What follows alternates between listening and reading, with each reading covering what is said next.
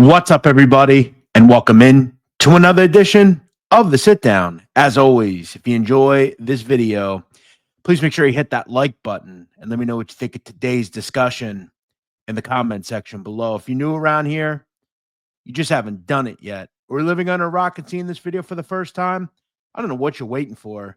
Hit that subscribe button below now so you never miss another sit down video. Today, ladies and gentlemen, we're going to get into another very interesting organized crime topic, and we take a passage out of the Don 36 Rules of the Bosses by R.J. Roger. In that book, it simply stated, a boss is only as strong as his soldiers are loyal.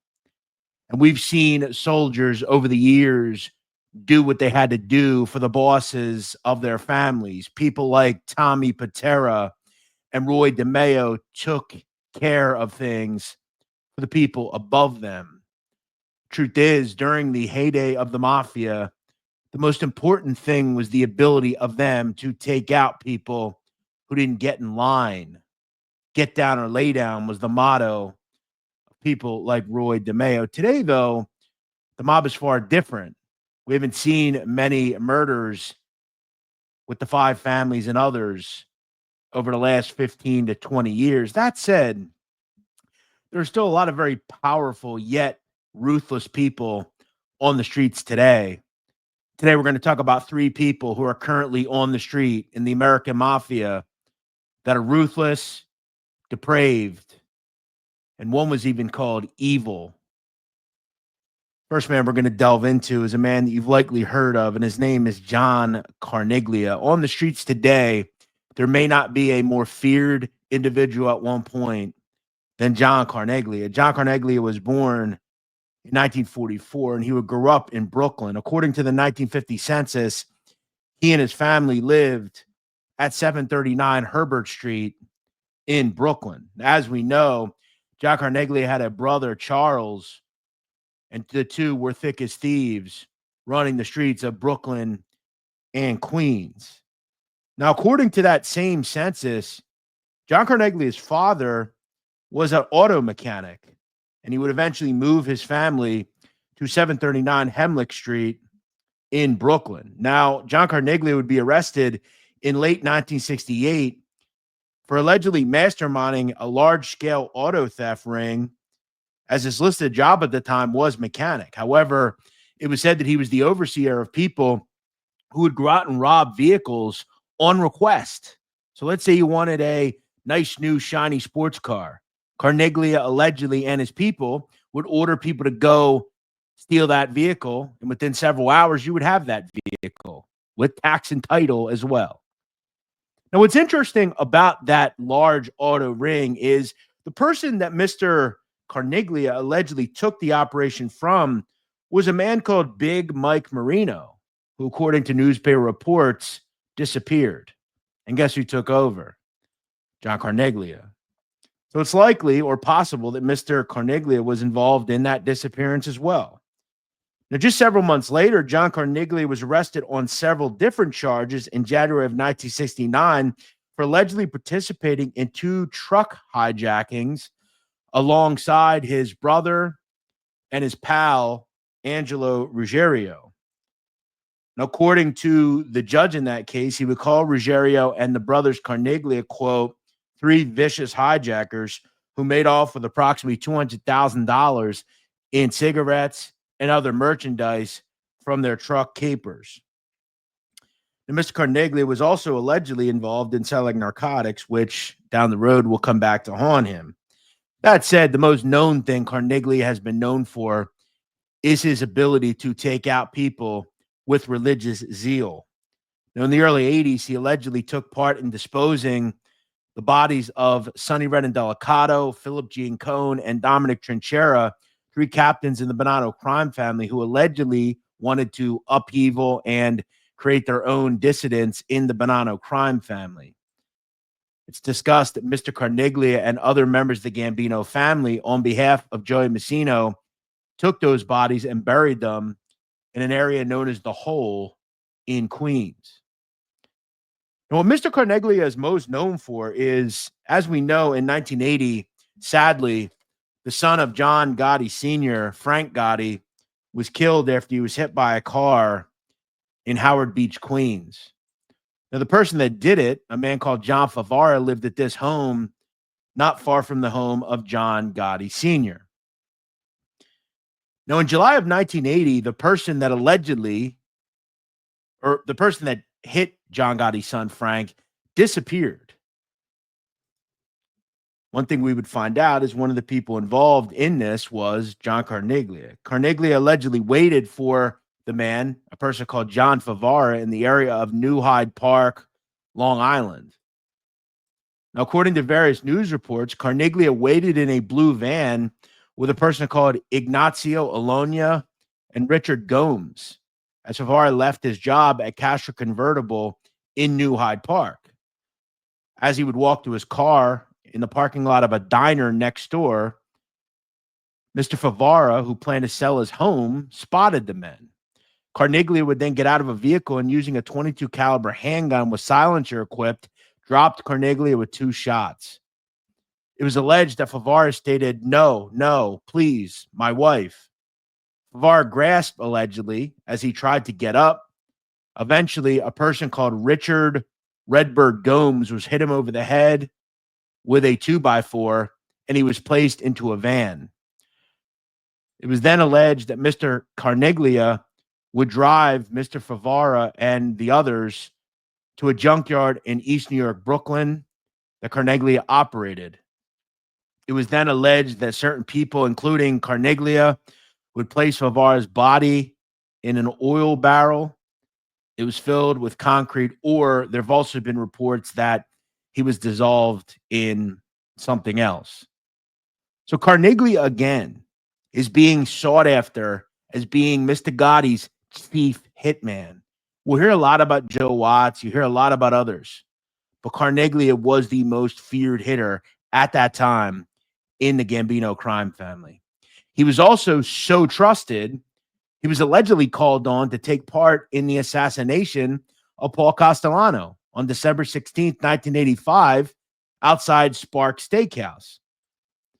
Now, Mr. Carniglia was never indicted for this case. However, at one point, a witness called Jeffrey Davidson would testify that he had a clear view of the gunman's profile when he walked around the car after firing 3 shots into the body of Castellano laying on the street. The gunman had a prominent nose and protruding lips, according to Davidson, and wore a long, dark coat. He would tell a jury, quote, "I got a very good look at him." Now, in responding to questions by a prosecutor, Jeffrey Davidson would say that as the gunman walked away, he was joined by 2 other men similarly dressed in dark, long coats. They weren't running, but they were walking quickly, disappearing into the bustling street. One of those men was identified as Mr. Carniglia. Now, as we know, there were 2 hitters for both Mr. Castellano and Mr. Bellotti. The 2 hitters came from the other end and hit Bellotti on the driver's side. Carniglia and Vincent Artuso were originally tasked with taking out Castellano. However, as history would tell us, Carniglia had to handle it himself due to the fact that Artuso's gun jammed, or as many believe, he froze up. So think about this. In the span of 5 years, Mr. Carniglia was allegedly involved in 2 of the most important things that John Gotti had ever tasked him with. Very trusted. In the end, though, for Carniglia, his past would catch up to him. In May of 1989, alongside John Gotti's brother Gene, he would be convicted of running a drug ring when he was originally arrested in 1983. He would be sentenced and receive 50 years in prison. Carniglia would state in a letter years later that in 1983, he was originally offered a plea deal and 7 years in that case. That said, as many know, he was pressured and told by Gotti to never take pleas, something in which he took many times, which is weird. In the end, Carniglia sat in prison for over 30 years. He would be released in 2018. and is 80 years old. Now, many of you will ask me, what is Carniglia up to today? Here's what I'll tell you. Do you actually think a person with the lengthy rap sheet, with all the time in prison that John Carniglia's had, do you really think he just came home and got a job as a greeter at Walmart? Do I think he's on the street making deals? Probably not. But once a gangster, always a gangster. The second person we are going to talk about is from Philadelphia, and he is currently still around today, and his name is Francis Faffy Agnarella. Now, of all the people we talk about today, this guy will never be talked about on the levels of DeMeo, Patera, and others. That said, Faffy Agnarella was an absolute gangster to the core. Francis Agnarella was born in 1947, and he came up in the area of the 9th Street Italian Market in South Philadelphia. Now, his father, a person also called Francis, was a gangster himself. In fact, Francis Agnarella's father, Frank, was arrested in 1970 in a gambling pickup. And if you read into Frank Agnarella, Faffy's father, he was a big-time bookmaker, loan shark, and was named in the same indictment as Philip Testa and Frank Monti. He was definitely a guy in and around the streets. Now, before his career in the mafia, Faffy Agnarella was an accomplished Marine. In the 60s, he would enter the U.S. Marine Corps and see time in Vietnam. In fact, according to his sentencing in the late 80s, he received medals for bravery.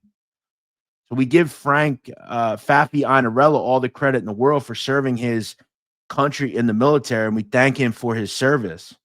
He would come home in the 70s, and by the late 70s, got involved with the mob. He would follow in his father's footsteps and was first hanging around the crew of Joseph Chicky Ciancaglini. But as we know, Chicky Chang would receive a long prison sentence in the early 80s. He would then favor Chucky Merlino and start hanging around the father of Joey Merlino.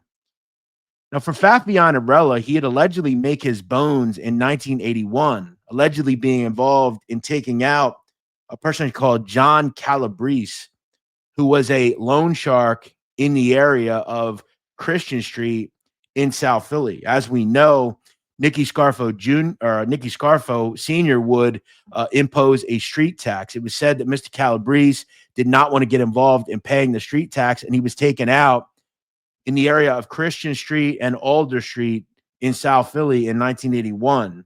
Several months later, Faffy Agnarella would become a made member in the Philly crime family. He would be inducted alongside 10 other people, including Felix Bacino, Tommy Del Giorno, and Joe Pungator. Now, during the wars involving Harry Riccobene and Nicky Scarfo, Faffy Agnarella played a huge part of that as a hitter for the Scarfo faction. He was allegedly involved in the rub-out of Riccobene loyalist Salvatore Tamburino in October of 1983 as he came out of a store he owned in Southwest Philadelphia. Faffy was also involved, allegedly, in the high-profile whacking of Riccobene's brother, Robert Riccobene. Now, I want to talk about how truly evil, at one point, Mr. Agnarella was. Now, it was said that 2 crews of hitmen had been stalking Riccobene all day.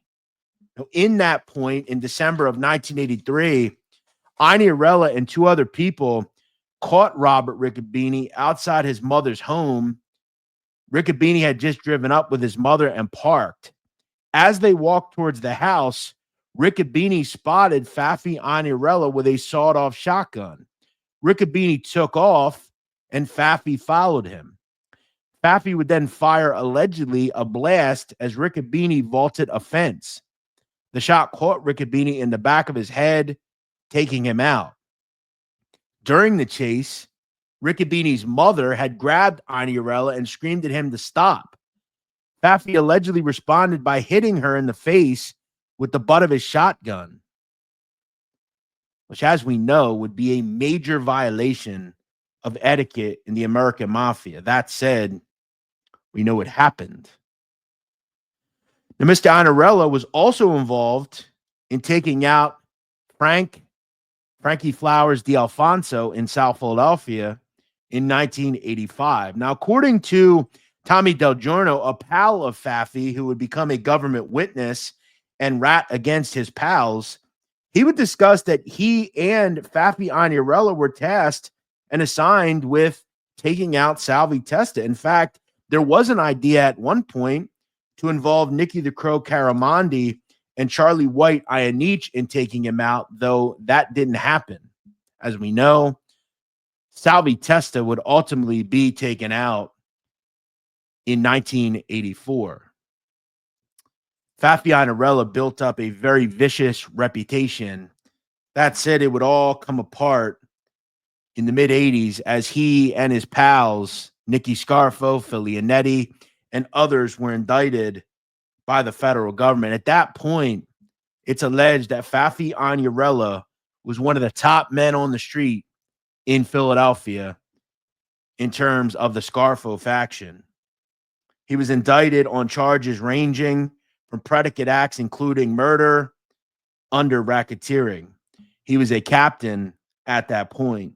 Now, on the trial and in the trial, one of the murders that Mr. Anella would have to face was the first murder he took part in, the one that allegedly got him his button, the hit on John Calabrese. Now, the feds allege that they wanted Faffy's hair due to the fact that a ski mask that was discarded near the hit contained hairs belonging to Anella, which the government looked to get a hair sample from him, and that was pretty detrimental to Faffy's case. In fact, at one point in 1989, while leaving the courthouse, Anella would tell a reporter, quote, "It doesn't look good for us."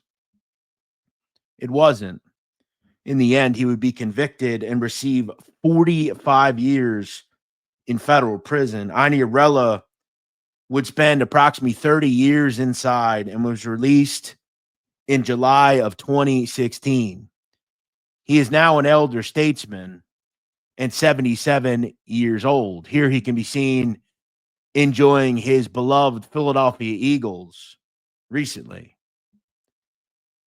Anella at one point was probably the most feared individual in South Philadelphia. And when we look back on the reign of Nicky Scarfo, Anella was about as important as it gets. Remember, Nicky Scarfo was in prison for a lot of his reign, and people like Anella helped him have success in the war against Harry Riccobene. In fact, the last known hit in that was of Robert Riccobene, which Anella directly participated in.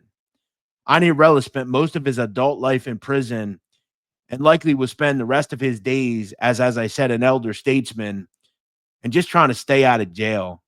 My guess is he wants to stay alongside his family and grandchildren. As I said, he is 77 years old.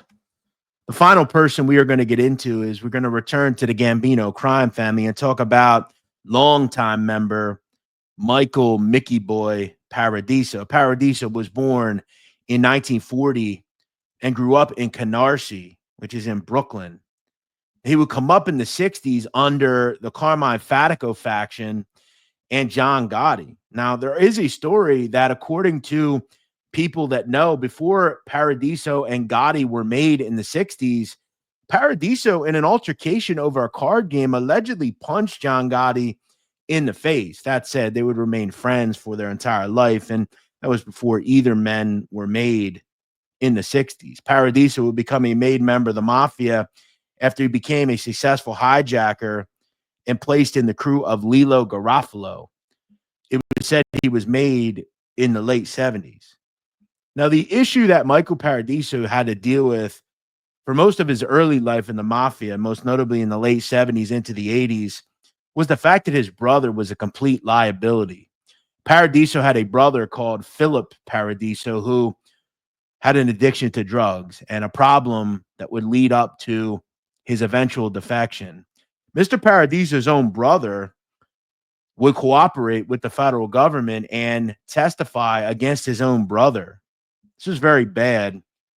And in a conversation that was taped, Mr. Paradiso would allegedly talk about a involvement that he had with taking out a person called Philip Paradiso for Philip Paradiso.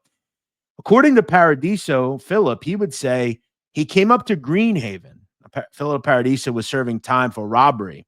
On that first visit, Michael told me not to worry about Frank Marici, that I'd be able to sleep.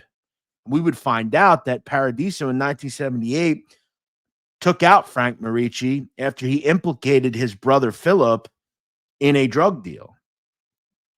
Now, once Paradiso's brother flips, he wears a wire and gets his brother on some pretty damning conversations. He would state at one point, Michael Paradiso, they showed me a paper. There's 10 names there. I killed every one of them, starting with Frank Marici for you. So Marici was just one of the people that Paradiso killed, and Paradiso told his own brother that on wiretap. Now, his lawyer would state that he was just blowing off steam and casually talking, but it's probable that Paradiso in the 70s was a very accomplished hitter.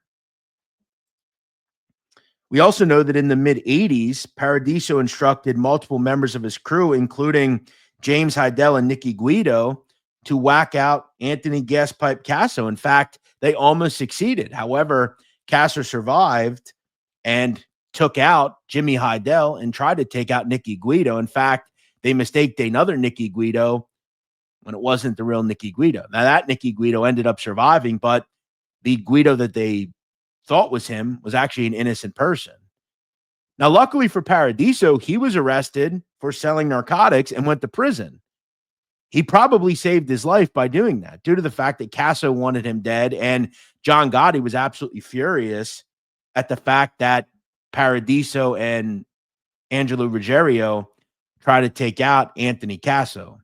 But it wasn't just low-level hoods that Paradiso was trying to take out. He tried to take out one of the most powerful people at the time in New York City, Anthony Gaspipe Casso.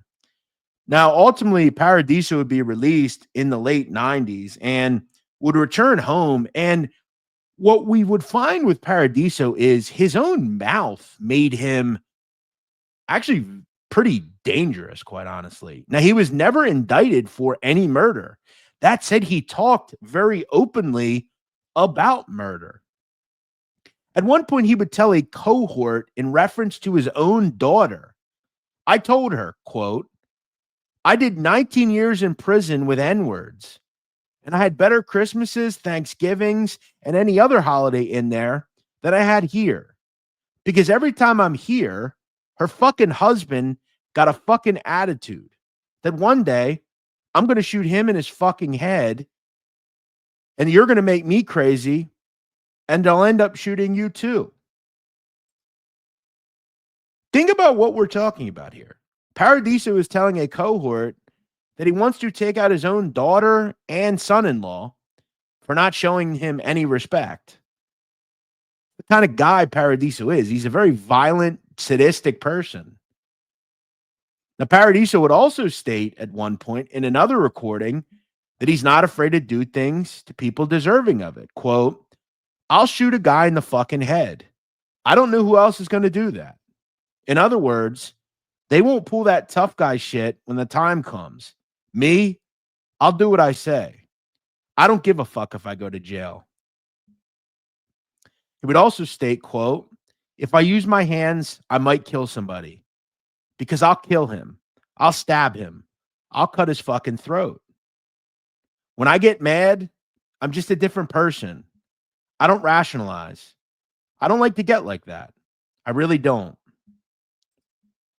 Now, we can surmise that Mr. Paradiso has a major temper, and maybe this is just him boasting about the kind of person that he is.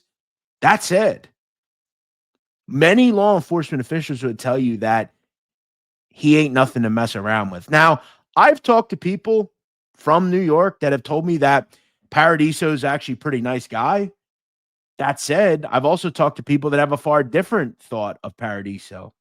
Now, in the recent years, in the 2010s, after Frank Cali was taken out, it has been alleged that Paradiso is still very active in the Gambino crime family, even at 85 years old. He was last listed as the number 3 in the organization, the consigliere of the Gambino crime family.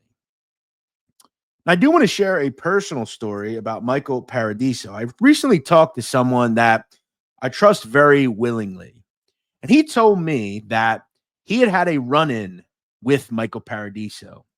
He would state to me that he had not felt the feeling he felt in his stomach in a long time as he got close with Paradiso in a restaurant recently.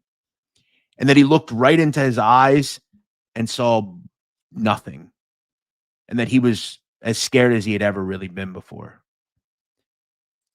I think today, when it comes to people probably active in the streets, there is no one more ruthless or feared than Paradiso. I know for a fact he operates out of a social club currently in Brooklyn. Once a gangster, always a gangster. Whether it's Michael Paradiso, Fafi Anella, or John Carniglia, it's rare that these people exist in the streets today. Most of the mob now is legit businesses, making money, not headlines. That said, there's still some very violent people still out there. And they bring us back to the heyday of when the mob was most powerful. They were powerful because they had people like this who did what they had to do to take people out for the bosses of this family. We go back to the quote at the beginning of the show. What did we say? The boss is only as strong as his soldiers are loyal. The bosses of these families need people like the ones we just talked about to do their bidding. It's what made them so powerful. We'll see you next week here on The Sit Down.